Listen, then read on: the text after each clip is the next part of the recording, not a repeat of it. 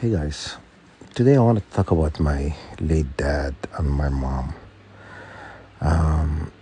When my parents, my dad retired from the Ministry of Defense in Oman. He moved to Canada with my mom, and they both kind of like Canada. But my dad, he had I would say, a sixth sense. He always had feelings of Canada is not what it seemed to be. Because he always says, I really want to pray. I'll pray that I never die in Canada. He prayed and prayed. My dad is really he know how to pray. Like he's been doing it since he was a child and stuff. And my mom is like kind of there to support him or whatnot. And but he always nearly wanted to die in Canada. He always says, I want to die back home in Sudan. And he prayed for that, and God gave him that. God answered his prayer and he died in Sudan. He didn't die in Canada. And he always kind of gave me hints. He was trying to tell me something about Canada and stuff. And I guess did not, because at the time I was not targeted. I did not see what he was trying to tell me. And when I became a target, and it just kind of everything fell in place. People are like wanted to better life, to move to Canada, and they do not know the wickedness that actually resides in Canada. You know what I'm saying? That country was stolen from the native, and the native are being treated like shit in Canada. And now all this, has been muddled and messed up and like, anyhow. I thought about that and I just said to myself, oh, I'm such an idiot. I should have listened to my dad when he was telling me. Because when he was telling me, I didn't know what he was talking about.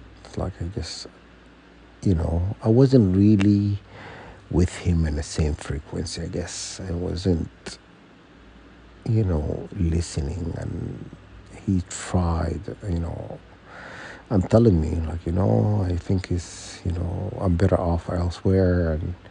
And he said many things like that.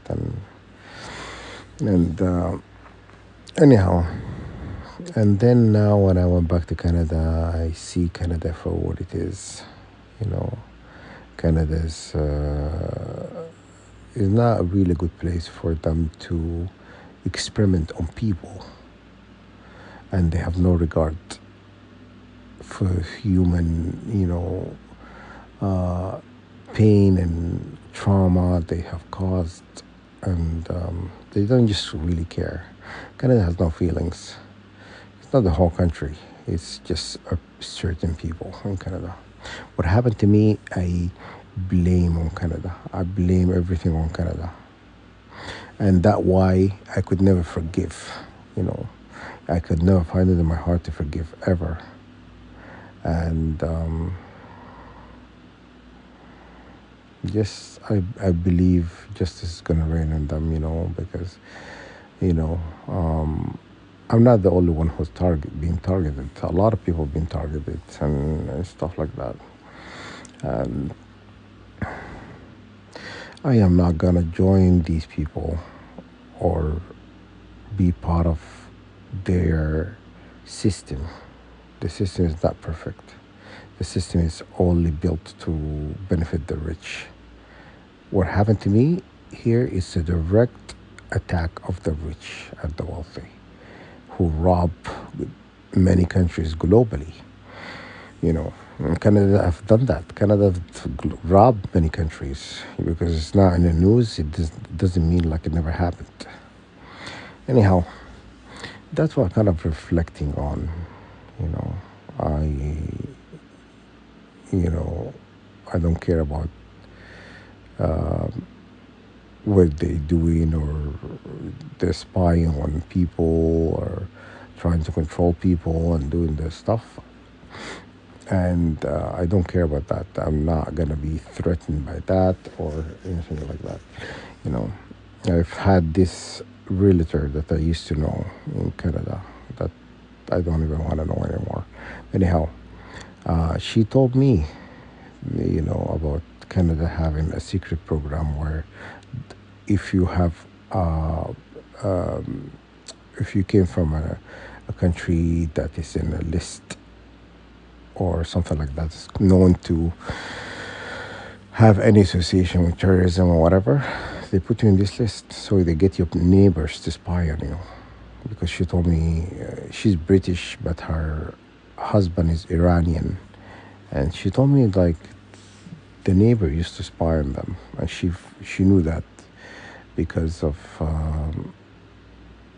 every time she's talking to her daughter about, oh, what should we make for dinner today, and then they talk about what they want to eat, and then the neighbors take some food to them, and they say, oh, we brought you some dinner and stuff, and they say hi and leave.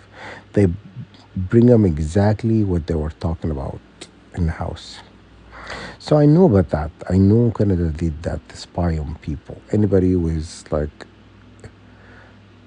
has a last name is like Middle Eastern or Arabic or whatever, and they'll put you in this kind of program, and they feel they're justified. They feel justified, but I don't blame anybody. But Justin Trudeau and the Harper, what his name? Stephen Harper, the Jewish guy. Anyhow, well, he's not the only Jewish, but that's another story. Anyhow, and I'm gonna continue, to pray and stuff. And it's gonna come a day where they're gonna come clean, and they're gonna come back and they're gonna say, "Wow, we're sorry. We've done this to you." Don't. I don't want them to say anything to me. I don't want them to come near me or show any sort of guilt or conscious. When you're gonna grow some conscious out of the thin air. Like, I know you never had any to begin with. So anyhow, have respect for yourself and do not even do that. I don't want that, because it's not gonna change anything. It's not gonna get me to forgive these people. Anyhow, I'm gonna continue to pray. I'm gonna continue to help all the target individuals. If I can, I guess. And we all gonna have our day in court, of the heaven court, the highly of heaven, and we're gonna have our day, to be judged. And these people, they're gonna, okay, you better have a good lawyer to go and against God and say, we've done this to them because we feel justified. Okay, you better have good reasons, because they said, God says, someone who die and with we're not really forgiving anybody who have done anything to them. That sin that they have created, and the trauma and and karmic energy, it goes to heaven. You're like it goes to God, and then God would judge. So it doesn't matter. They're gonna get their day in court.